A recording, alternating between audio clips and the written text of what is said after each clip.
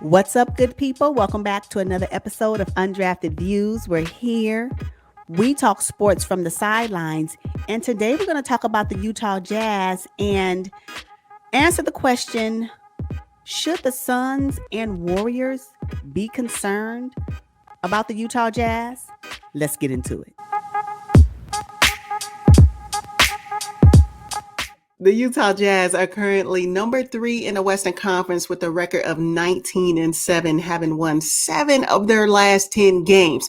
And they're leading their division. Northwest Division got the Nuggets up in there. OKC Thunder, they're above everybody. But I'm telling you this, I'm starting to see their gap that is starting to form between the Golden State Warriors, Phoenix Suns, and the Utah Jazz. Should the Suns and Warriors be concerned about the Utah Jazz? This is where the challenge comes for me in answering this question. For me, I want to say my initial answer is no. The Phoenix Suns and the Golden State Warriors should not be concerned about the Utah Jazz for the postseason. Oh. Right? However, the regular season, yes, because as you mentioned, we're talking about maybe 1-2 games max, maybe. And I can tell you that as the season continues to progress, we're going to see where the Utah Jazz will probably be one at one point throughout the whole entire regular season. So if they're talking about regular season success, yes, then the Phoenix Suns and the Golden State Warriors should be concerned about the Utah Jazz if they are fighting for positioning or wanting to be labeled as the number one seed in the West, right? Because last season, the Utah Jazz was the number one seed in the West. But being the number one seed in the West for regular seasons is great. I mean, it's a great narrative. It's a great talking point. But if your production in the postseason cannot go further because of that, then that's where the gap is. And for me, until the Utah Jazz, as it's currently constructed, can make it to the Western Conference Finals, then no, it ain't a threat. That's where I am with it, right? Because their team, they have an amazing team. When you look at all 3 rosters, they're not bad. I'm like, ooh, from the starters to the bench. It's like, no, they're solid rosters, right? Yeah, but then when the postseason comes, I need more from the Utah Jazz. So that's why my answer is no. I'm thinking of long term. I expect the Utah Jazz to be top 3. I expect them to be in the top 6. I expect that. That's my expectation of the Utah Jazz because they play phenomenal during the regular season. But where my expectation is going to really be heightened is in the postseason. And for me, I need more.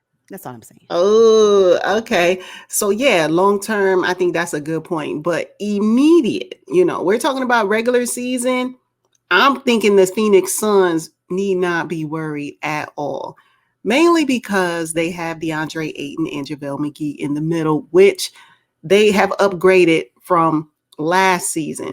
So when they go up against the Utah Jazz and Rudy Gobert is doing his work, I feel like DeAndre Ayton and JaVale can cancel out his offensive and defensive threat.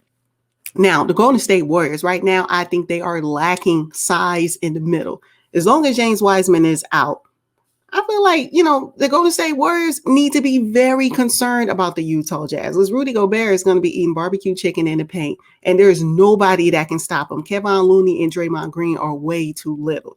So I'm that's where I stand. Yes, Golden State needs to be concerned. Phoenix, not so much. Only concern for me would be because of positioning. Otherwise, I don't really think it matters whether you 1, 2, or 3. Honestly, as we're talking about the Western Conference, when we're getting down the stretch, because at that point it'd be who am I going to play in the first round? I mean, and you got to wait till the playing tournament's over to determine that. So I think it just depends on where they want to be positioned. You mentioned about the Suns should not be concerned about the Utah Jazz because they have the Suns have Ayton and JaVale McGee, who is like having a resurgence year right now. He's balling out of control. And that, Rudy Gobert and JaVale McGee may cancel each other out. But let's not forget about Hassan Whiteside. Like, that is another piece in the Utah Jazz's arsenal that they have that they can put because he's super tall as well. And if he continues to play more, once they pair up against one another, that could be that can be something that can challenge DeAndre Ayton. can challenge. I didn't say it will, but Hmm. it can. So there seems like it'd be a cancel out feature there as well. So we're talking about two bigs on two bigs. So yeah, so that's something to think about. Another thing that I can't wait, we'll be able to see what these matchups look like in January, late January, because Oh yeah. The Utah Jazz plays both the Phoenix Suns and the Golden State Warriors in late January. So we're talking a little prematurely right now, just based off of what we've seen with the three teams the playing right now. But the true test will come at the end of January, and that will let me know for sure whether or not the Utah Jazz can go deeper into the postseason, because I do believe that the Utah Jazz, if they can go deeper, they will face up against one of these two Yes. teams, meaning the Suns and the Warriors, in the postseason. So what does that look like, right? I think that's what it is. So Yeah, but I think overall the Utah Jazz might be a little deeper than the Warriors and the Suns, because if you think about it, Joe Ingles and Jordan Clarkson, they could easily start on any other team. So that's something to consider, because there's a slight fall off when Steph sits down, or Chris Paul sits down, or Draymond Green sits down.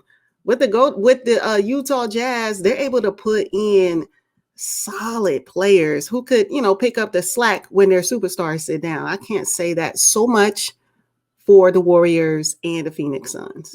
that's a good point. That is a good point, which leads me to this. I think one of the advantages that the Suns and the Warriors have over the Jazz is that their floor generals are pretty solid. Oh, So we're definitely. talking about Chris Paul for the Suns, and we're talking about, for me, it would be Draymond Green Yeah. for the Warriors. Mike Conley, I don't know if he would be enough to challenge either Draymond Green or Chris Paul when it comes to leading the floor. And I think that could be one of the gaps that the Utah Jazz has in their in their postseason play. I think that's what it is. I'm trying to figure out what it Okay. is, because it's not Mitchell at all. Oh, oh, It's not him. It ain't Rudy. And no. so it has to be that missing piece. And if there is a way that Mike Conley can turn that up a little bit to become more of a solid floor general, more consistent in the way he manages the floor, and if he can figure out a way to do that, I believe the Jazz will be able to take it the step further. We're putting it, always trying to put it on Mitchell's back. It's really not him. I think that's the missing piece, and I think that's one of the things that the Warriors and Suns have to their advantage. That's what I see. Yeah, definitely. Yes, Chris Paul is probably the best at controlling the pace, and Draymond Green can break down the defense and get Steph the ball whenever he wants it. Now, they're still playing without Klay Thompson, though. I think that's something that needs to be addressed as well. Mm-hmm. But as great as Steph Curry is, we put a lot of emphasis on his three ball and how great he is offensively. We fail to point out that he is not a great defender. So when it comes time for his opponent to break down the defense, or to get a shot up, Steph is not going to put up much slack for him. You know what is funny? You mentioned that, and if anybody watched the Warriors versus the Sixers recent game, where Steph Curry's three ball was not hitting, Mm-hmm. if you can Matisse Thybulle, Steph Yeah. Curry, Yeah. it is a disruption in his gameplay. Yep. So Yep. without Steph Curry being at his best, because the defender is riding. I know this is a Utah Jazz video, but can we just take a moment to recognize Matisse Thybulle, please? Yeah. Because Yeah. the way he defended Steph Curry was a masterpiece, which is kind of the way, is almost like the blueprint. So now I know Yep. that Steph Curry is experienced enough. I'm quite sure he'll figure out a way to do it next time. I get it. But it disrupted his game for sure.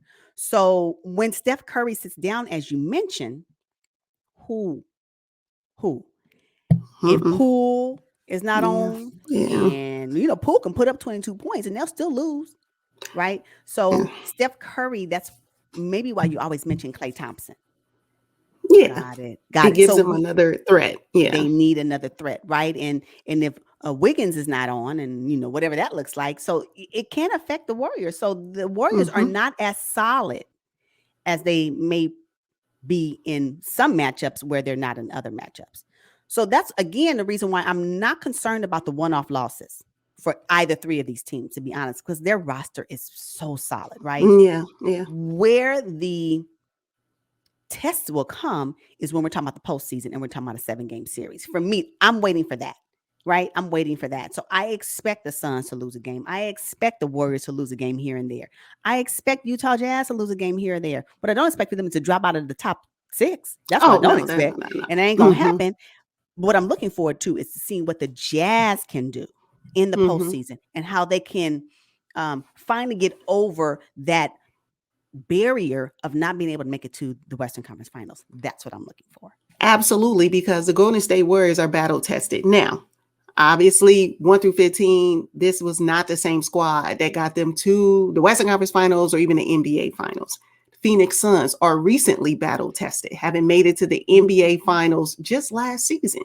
We can't say the same about the Utah Jazz. It would be nice for them to cross over that hurdle. I mean, because they have an outstanding roster. They do. You know, Bojan Bogdanovic, he kind of gets in the shadows a little bit because Donovan Mitchell is just so great. Rudy Gobert is great on defense. We forget about him and Royce O'Neal. We forget about them. But they have a really good team. And it would be super nice to see them at least in the Western Conference Finals for this season. But we'll see. They need to make it there because I think at this point expectations are high that they will be top 6 seed in the West. I don't expect nothing else from them. I'm waiting for what they'll do in the postseason. So should the Suns and Warriors be concerned about the Utah Jazz? I mean, depending on if they want to know where their position will be. 1 through 3 in the Western Conference, maybe. But postseason based off of what you just mentioned, no. Oh, wow. Okay. So let's get into the Utah Jazz's next 5 games. I mean, starting off, they played the Los Angeles Clippers, the San Antonio Spurs, the Washington Wizards, the Charlotte Hornets, and the Minnesota Timberwolves. How do you think they'll fare? 5-0. Yeah, pretty much. That's what